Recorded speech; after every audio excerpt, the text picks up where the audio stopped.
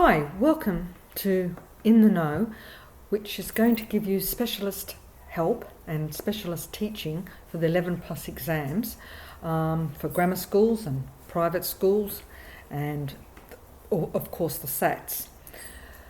Okay, so we're looking today at comprehensions because comprehensions have different styles for different exams, but I'm here to help you tackle and answer a typical one and one that's in the format of where you just answer it with handwritten answers, because this is the best way in which to learn how to tackle a comprehension. And then you can do the ones such as in Bucks, where in their 11 plus exams they have multiple choice. And I will also be looking at strategies for this. But first of all, we really have to understand the strategy to answer a comprehension successfully. Okay, so a couple of things first. Before reading, look at the title and what does it tell you. So we've got Philip's Fairies. So we know that there's someone called Philip and we know something about fairies. So this tells us something, but it's not as good as looking at the first question. So we go down and we look, before you even begin to read, at the first question. And the first question is, how many more penguins are there on Phillip Island than the inhabitants? So before we've even begun to read this, we have learned some content. We have got inside information. We know that this is a place called Phillip Island. We know it's got penguins, and you may even know that there are a type of penguin called fairies penguins, but if you don't know that, it doesn't matter. Okay, so we've looked at the first question. So let's now have a read of the comprehension.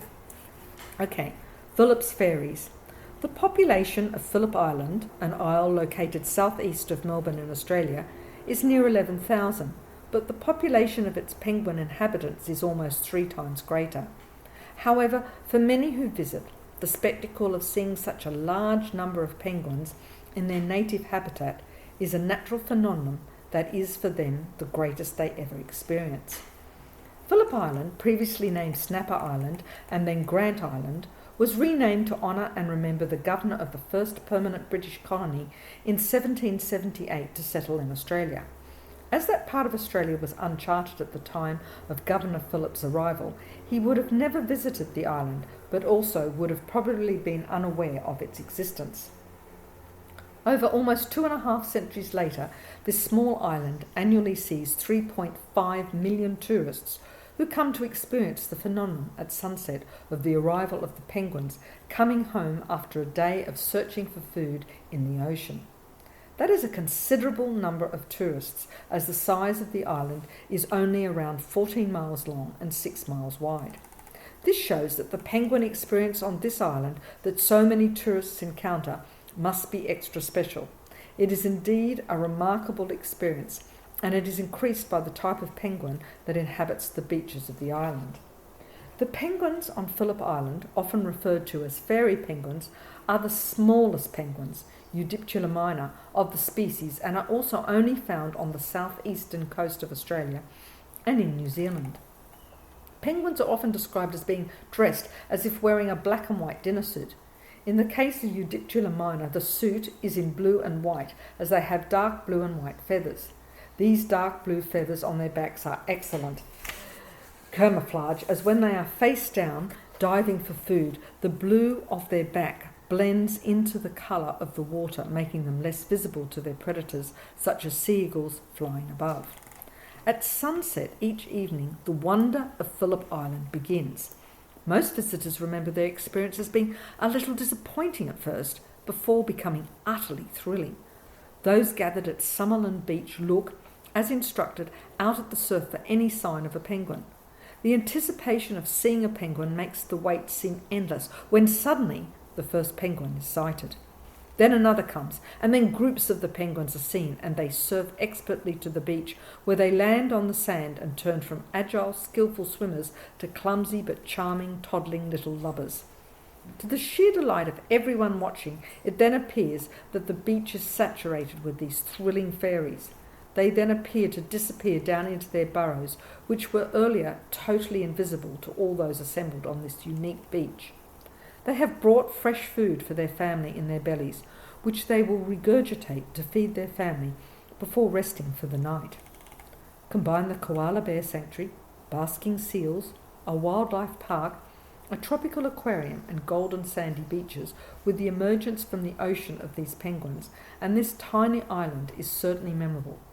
Phillip Island may have the smallest penguins in the world, as big as a standard 30-centimetre ruler, but when they emerge from the sea, their impact to all on the shore is immense. Okay, so now let's look at our question. We went back and our first question was, how many more penguins are there on Phillip Island than inhabitants? So there'll always be a question like this. It's the basic information of question. You're retrieving information from the comprehension. And in this case, we're being asked how many more penguins. Well, we're told in the first paragraph that it is near 11,000 of our island has 11,000 in population, and that the penguins inhabitants is almost 3 times greater. So you could say it's 3 times greater. You could say it's 33,000, whatever you like, but you would need to show that there's 3 times more penguins than there are humans on the island. The next question is, what is a homophone for isle? Now this is testing your grammar. You probably know that homophones are words that sound the same but have a different meaning and a different spelling. And in this case, of course, we're looking at isle. And isle, as in not this aisle, which means a small island. We're looking for isle as in walking down the aisle, as in an aisle on a train, or an aisle on an aeroplane. So you're looking an aisle seat, for example, that you may get on an aeroplane. The next question is, what superlative is used to compare the experience that the penguins give to the tourist? Well, once again, back in the first paragraph, we're really given the answer here because we're told that the population is 3 times greater. So we've got ER, meaning comparing one thing with another thing. But then later on, we're told that the phenomenon is for them the great test.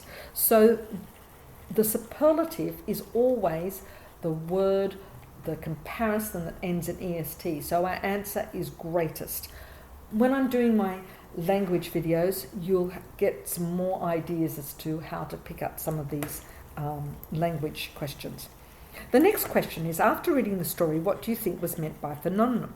So here we are, we're predicting as well as understanding. And I think the fact that, we don't go down to the beach regularly and see 33,000 penguins coming out of the water, I think gives us a very big clue as to what a phenomenon is. It's something that is unusual. It's something that's not seen every day. It's something that isn't experienced sort of in multiple places. So phenomenon is a question that we can easily work out and we can deduct from the context of the story. Then the next one is a vocab question. We've got, in the name Eudiptula minor, what suggests the size of the penguin? Well, minor. What does minor mean? Minor means small. Don't mix it up with minor as in minor and major in music, but think to yourself, minor. Okay, small. So that suggests that the penguins are, of all the species, really small. Now, the next question is, what is a synonym for species? Now, this is another grammar question, looking at synonyms. Synonyms meaning words that have the same meaning. They can have a different spelling.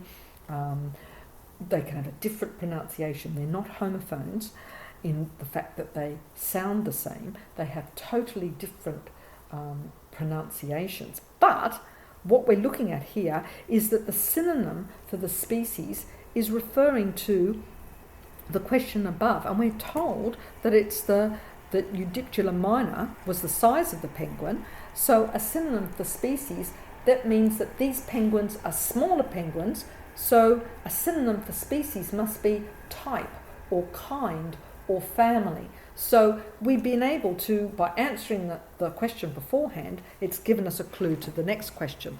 Then finally, what predators could the penguins have when they are underwater? Well, you can certainly work that out. That's a prediction. You can think of the fact that what has anyone got as a predator, or what sort of animals can we fear? Sharks probably are the most obvious. Why do penguins come at sunset? Well, I think that's quite clear, and that's particularly been shown on the in the text, where we're told that in the second last, or the penultimate paragraph, or the second last paragraph, we're told that they disappeared down into their burrows, which were earlier totally invisible to all those assembled on this unique beach. They have brought fresh food for their family in their bellies, which they will regurgitate to feed their family before resting for the night. So quite obviously then, what's happening here is that sunset is like, for all of us, at the end of the day, you have a meal, a nice meal, and you go to bed. So that's why they come at sunset.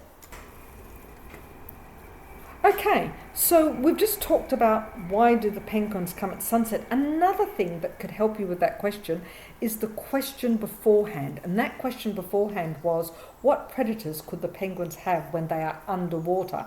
Well, if you're underwater, it's going to be darker, isn't it? So you would come at sunset. You would like to be there during the day. And as we said, the predators above them, sea eagles, that they are camouflaged. The penguins are camouflaged for this with their dark blue feathers, so they blend in with the inky blue water that is in this region, this southern region of Australia. And so therefore, why do they come at sunset? Well, also, it's better to go out and hunt and you're probably safer in the daylight. You can sort of see things. And so the ocean, particularly as they come up to the ocean, they can look around and see predators. So that's another reason why they probably come at sunset. And also, as they come out, of course, they come out in a group, they also have to still think of the sea eagles when they come out of the water. We move on then to what form of figurative language is used as a comparison, as big as a standard 30 centimetre ruler. And of course, it's a simile. But the interesting thing here is that most people, unfortunately, just think of similes and go through looking for like a beach ball, like a clown. They look for something that says like, this is as big as, and that's where people often fall down. And then what makes Phillip Island so memorable? Well, I think anyone can sort of look at that. We've already talked about the fact that this island has many things. It has koala bear sanctuaries. There's not many islands that have natural koala bear sanctuaries on them. There's basking seals. You get that all over the world. But it's got a lot of special features. But I think probably the feature that's most special and most memorable is the fact that 33,000 approximately penguins emerge out of the sea on a particular beach at sunset. And there's not too many other places where you get that experience. So I'm hoping that this has helped you with some strategies. We will look at other methods of how to answer the question, but let's get started on this one. Start to practice on this one, get it right, and then I think we can also then speak later on about how we can do it with multiple choice, and also how you can also look at perhaps more difficult comprehensions, in particular those sorts of comprehensions, and I'll be doing this for my next one, that are fiction, because sometimes that is difficult as well, and I'll be giving you tips on that. Okay, bye for now. See you soon.